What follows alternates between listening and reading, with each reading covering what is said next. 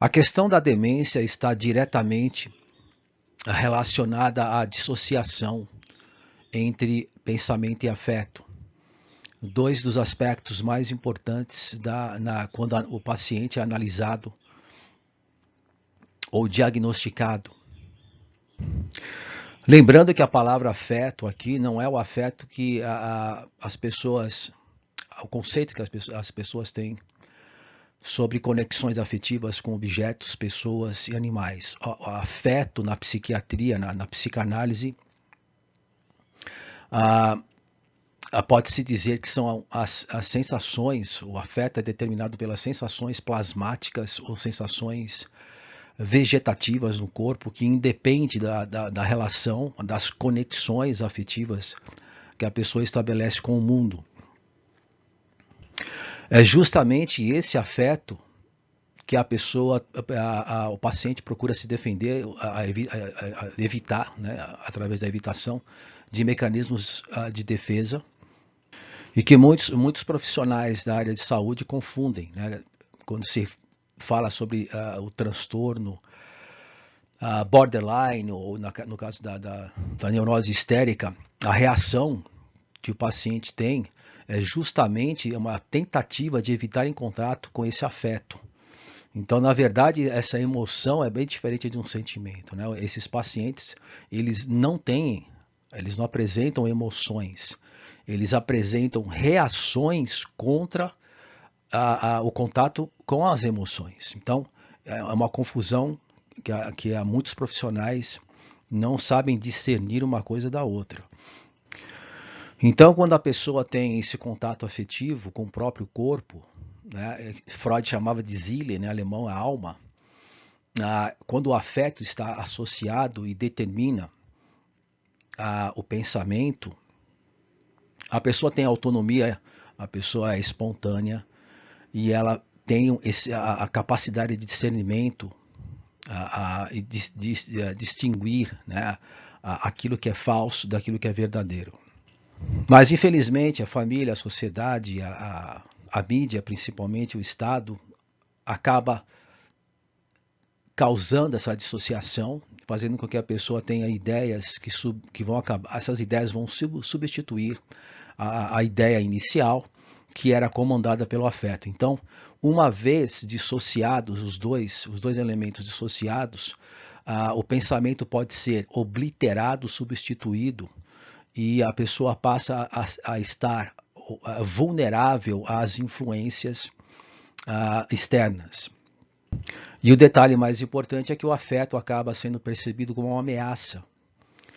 E o pensamento, que poderia ser determinado pelo afeto, ele acaba sendo substituído por outros, que é o deslocamento, e no caso da neurose obsessiva, é exatamente essa repetição, transferência, repetição, que são dois conceitos básicos da psicanálise que acabam predominando.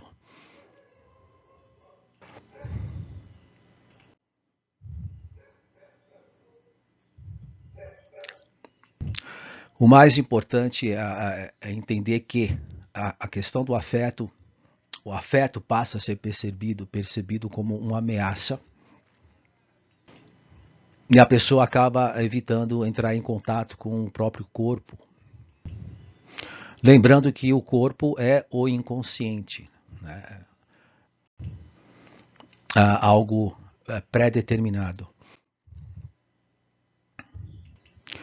Outro detalhe aqui no livro do Freud, livro 1 do Freud, das obras completas, é interessante observar quando ele pontua essa questão das ideias intensas, excessivamente intensas, que procuram irromper, invadir a consciência, causando transtornos.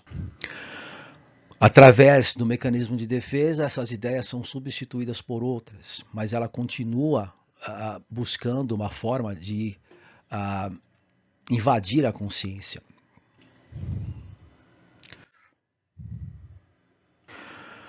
Freud é bem claro quando ele coloca que essa ideia que visa a ruptura, a cisão, para que a pessoa volte a ter contato com o seu próprio corpo, ao invés de se projetar nas outras pessoas, essa ideia foi rechaçada, ela foi recalcada. Se apareceu, o mecanismo de defesa acaba expulsando essa ideia da consciência. No segundo parágrafo, Freud coloca a questão do afeto penoso, é justamente o afeto que é o próprio corpo, que agora, uma vez dissociado, o paciente acaba percebendo o próprio corpo como algo que causa desconforto e transtorno.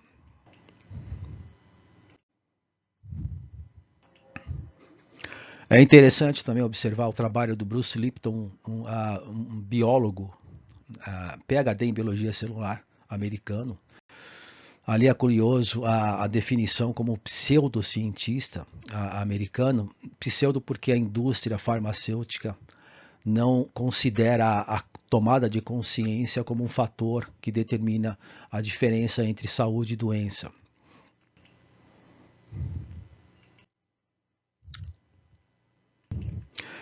Basicamente, ele fala que a consciência é que vai determinar a diferença entre saúde e doença, e principalmente o funcionamento do sistema imunológico.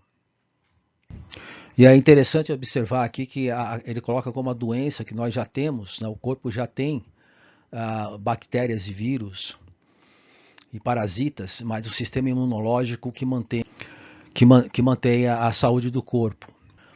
Então, na verdade, nós não contraímos as doenças, né, os vírus e bactérias, elas já estão no corpo. Mas a questão da consciência, quando ela percebe a questão afetiva como um medo, o sistema imunológico acaba sendo prejudicado. Então a mídia usa exatamente no seu processo chamado de engenharia do consentimento, manter a população sob efeito do medo, do pânico, em razão justamente para adoecer a pessoa, enfraquecendo assim o sistema imunológico.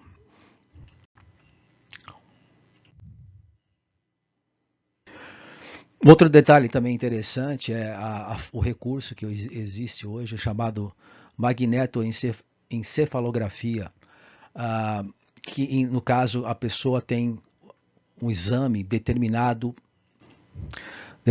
por sinais eletromagnéticos que estão no campo. Eles são, o aparelho não toca na cabeça da pessoa, porque pensamento e memória, na verdade, estão gravados no campo.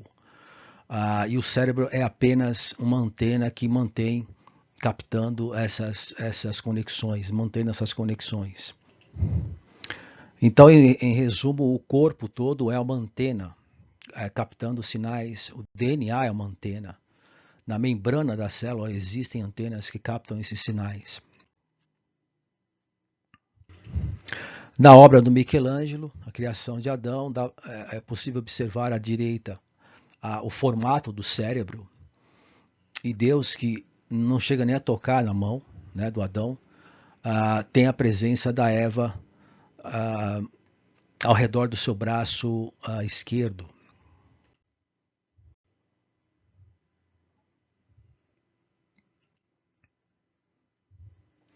Então, nessa obra do Michelangelo, existe um estudo que mostra que é exatamente através da dissecção de cadáveres, o estudo que ele fazia na época, e justamente para poder esconder da igreja que queria, na época havia essa repressão à questão da mulher, da questão do feminino, a presença do feminino na igreja, e que ele buscou expressar esses conceitos indiretamente através da arte.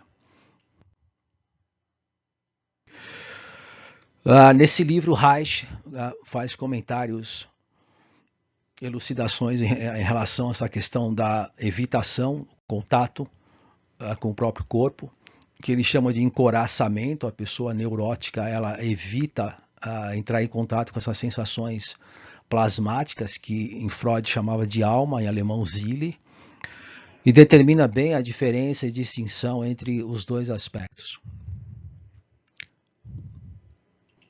Nesse outro trecho, ele coloca a questão da angústia, que advém exatamente dessa tentativa de evitar contato com o próprio corpo ou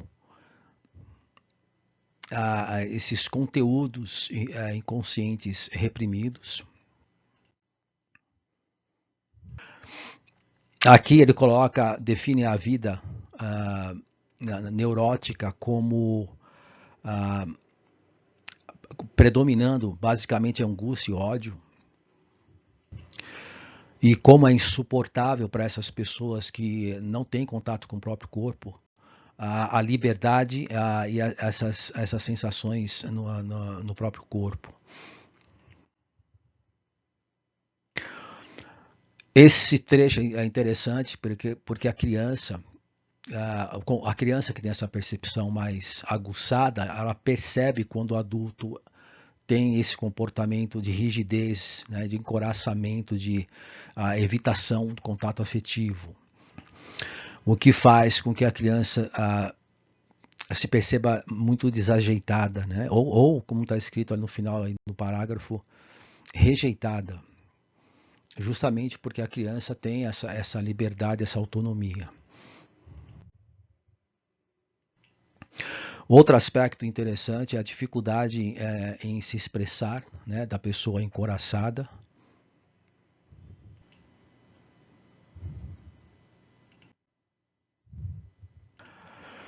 Nesse outro trecho aqui, o Wilhelm Reich coloca a questão da importância desse contato afetivo.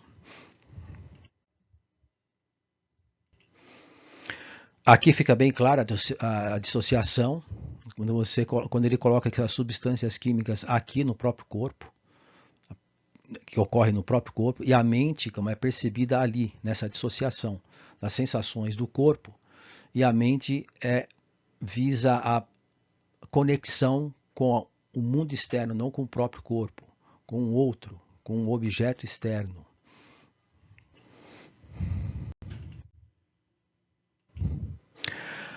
Aqui a espontaneidade é colocada como o aspecto mais importante e não muito valorizado.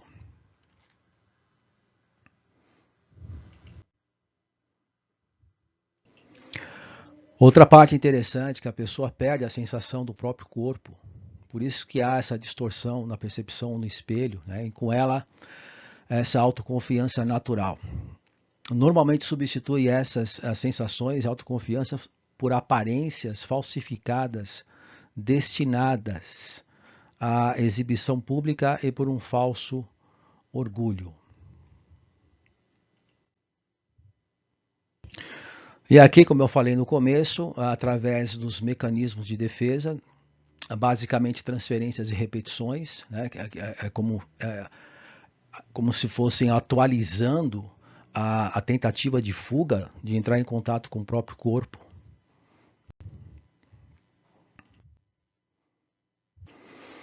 E finalizando, a palavra terror aparece ali, né, desse pânico, que é a etiologia, basicamente, de todas as doenças e transtornos mentais.